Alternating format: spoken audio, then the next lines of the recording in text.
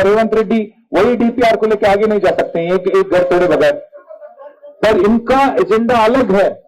వీళ్ళ ఎజెండా వేరు వీళ్ళది. వీళ్ళ ఎజెండా ఏంటి అంటే మొన్న చెప్పారు రేవంత్ రెడ్డి గారు, గాంధీ కుటుంబానికి ఏమైనా అవసరం ఉంటే 1000 కోట్లు ఇస్తారంటే ఈయన. అంటే ఈయన 1000 కోట్లు ఇస్తానంటే ఎన్ని వేల కోట్లు వెనకేసుకోవాలి ఈయన? ఈయన మామూలుగా ఇచ్చేవాడా? ఈయన ఆయనకే 1000 కోట్లు ఇస్తాను డొనేషన్ అంటే ఈయన కొన్ని వేల కోట్లు దాచుకునే బాపుతుంది. ఇప్పుడు కేసు కాదు ఇది. కాబట్టి ఆయన ఉద్దేశం ఏంటంటే మీరు గమనించండి, పేదవాళ్ళకి ఇచ్చిన ఒక్క హామీ నెరవేర్చాడు. ఎవరైతే ఈయనను గెలిపించారో ఊర్లలో రైతు బంధు ఇస్తాను అన్నాడు. కేసీఆర్ గారు 10,000 ఇస్తే నేను 15,000 ఇస్తానన్నాడు. ఇస్తున్నాడా? కేసీఆర్ గారు కౌలు రైతులకు ఇవ్వట్లేదు, నేను కౌలు రైతులకు కూడా 22 లక్షల మందికి రైతు బంధు ఇస్తానన్నాడు. ఇస్తాడా? ఎందుకు ఇవ్వడు అంటే వాళ్ళు కమిషన్ ఇవ్వరు కదా, ఇవ్వడు. పేదవాళ్ళకి చెప్పాడు నెలకు మహిళలకు 2,500 ఇస్తానని. ఇస్తున్నాడా? ఇవ్వడు. ఎందుకంటే వాళ్ళు కమిషన్లు ఇవ్వరు.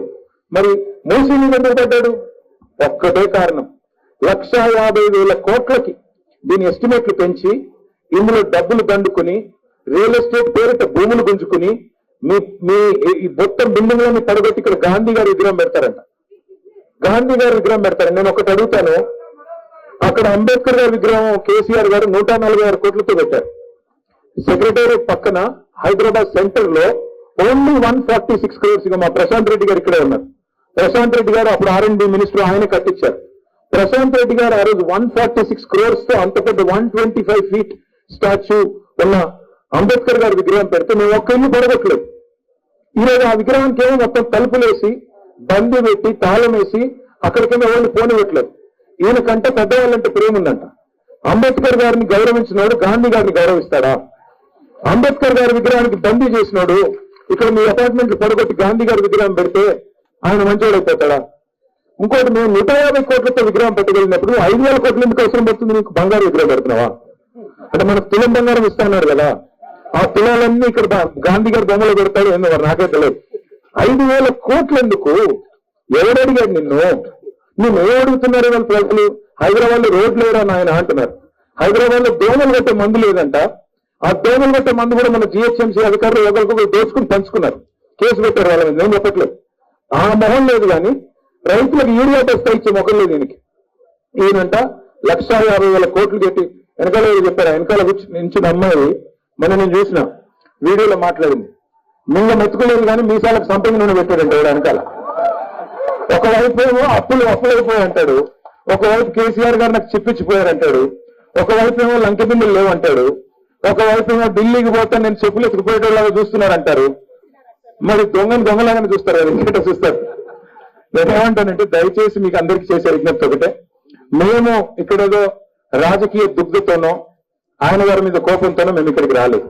We have come to explain to you that there is a model of development which can develop Musi also without destroying and without disturbing one house. ఒక్క ఇల్లు పడగొట్టకుండా మూసీని డెవలప్ చేసే అవకాశం మనకుంది. ఆ మోడల్ మేము మీకు చూపెడతాం. I will demonstrate it to you, I will show it to you because we already have the plans. దానికి ఏ ఇల్లు పడగొట్టాల్సిన అవసరం లేదు. మీకు ఎగ్జాంపుల్ నేను చెప్తాను. హుస్సేన్ సాగర్ ఎప్పుడన్నా ఓవర్ఫ్లో అయితే కిందికి అశోక్ నగర్ నాలా నుంచి నీళ్ళు వచ్చి మూసీలో కలుస్తాయి. ఆ అశోక్ నగర్ నాలాని అశోక్ నగర్ సర్ప్లస్ నాలా అంటారు. ఆ అశోక్ నగర్ సర్ప్లస్ నాలా మా గవర్నమెంట్ లో ఉన్నప్పుడు దాన్ని వైడనింగ్ చేయాలని చెప్పి ఒక ప్రపోజల్ వచ్చింది, నాలా వైడనింగ్ అని. కానీ నాలా వైడన్ చేస్తే మరి 450 houses పోతున్నాయి. ఆ రోజు మా ఎమ్మెల్యే గారు, అక్కడ ముషీరాబాద్ ఎమ్మెల్యే గారు ముఠా గోపాల్ గారు నా దగ్గరకు వచ్చారు. వచ్చి సార్ ఇక్కడ 450 houses పోతున్నాయి, మనం దీన్ని కాపాడాలి, అందరూ పేదవాళ్ళు, అందరూ కూడా మిడిల్ క్లాస్ అండ్ పేదవాళ్ళు, దయచేసి కాపాడాలి అన్నారు. You know what we did? We did not widen indiscriminately. We deepen the nala. We made sure that the retaining walls had been raised in such a way, even Sabarmati, that this chief minister keeps quoting. Sabarmati గురించి చెప్తా ఉంటాడు ఈయన, సాబర్మతి చేసుకోలేదా గుజరాత్ వాళ్ళు, మనం చేసుకోకూడదు అని. సాబర్మతిలో కూడా ఏం చేశారు? కావాలంటే మీరు ఒక మధు పార్క్ బ్రిడ్జ్ వాళ్ళు 10 మంది వస్తానంటే నేను తీసుకెళ్తాను మీకు సాబర్మతి. అక్కడ ఏం చేశారు? 2 వైపులా రిటర్నింగ్ వాళ్ళు లేపారు. అక్కడ ఎవరిని కూల్చలేదు, బయటికి తరమేయలేదు. 2 వైపులా రిటర్నింగ్ వాళ్ళు లేపి అవసరమైతే రివర్ బెడ్ డీపెన్ చేసి నీళ్లు సాఫీగా పోవడానికి చేశారు.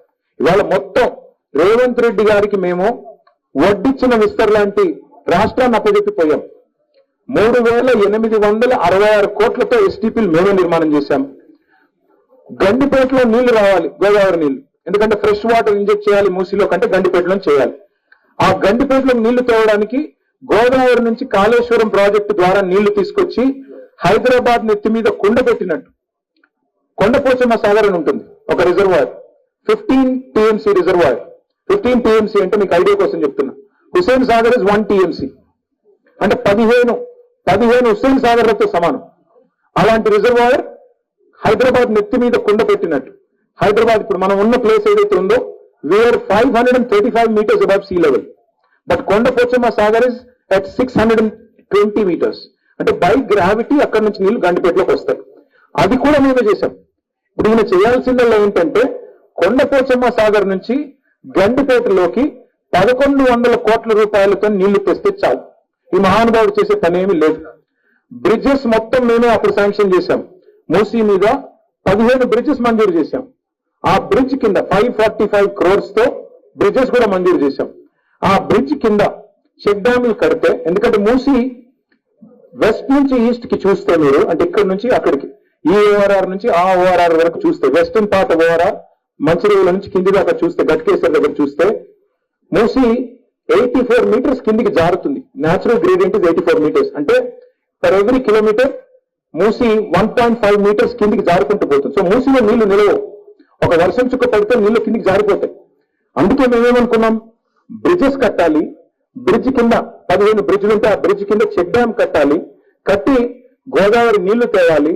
నీళ్లు తెచ్చి ఆ నీళ్లను మూసీలోకి వదిలితే ఈ సివరేజ్ వాటర్, ట్రీటెడ్ వాటర్ కిందికి పోతుంది.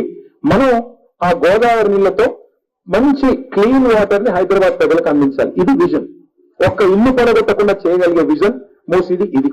కానీ ఈయనేమంటున్నాడు, 16,000 కోట్లతో అయిపోయే ప్రాజెక్టుకి ఈయన 2 వైపులా బార్లు కడతాడంట, రెస్టారెంట్లు కడతాడంట, హోటల్స్ కడతాడంట. నేను అడుగుతాను, మధు పార్క్ బ్రిడ్జ్ ఏమో బఫర్లో ఉండకూడదంట, కానీ ఇక్కడ 5 star హోటల్ ఉండొచ్చంట. అదేం logic?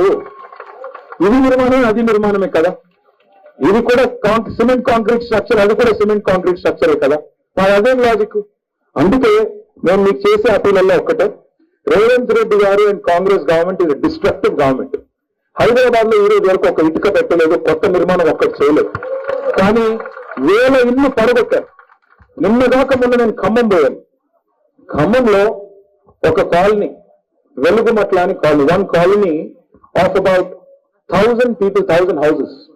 Each house almost 7 to 12 lakhs పెట్టి వాళ్ళు కట్టుకున్నారు. They built it with their own hard and money.